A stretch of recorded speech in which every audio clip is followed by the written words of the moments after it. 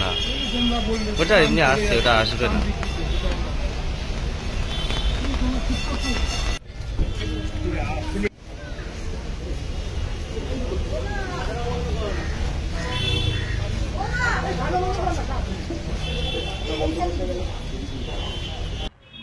বিদ্যাসাগর কোনো নির্দিষ্ট কালখণ্ডে বা নির্দিষ্ট সময়খণ্ডে প্রাসঙ্গিক এরকম নয়। আপনারা সমকালের সঙ্গে মিলিয়ে দেখতে চাইলে দেখতেই পারেন।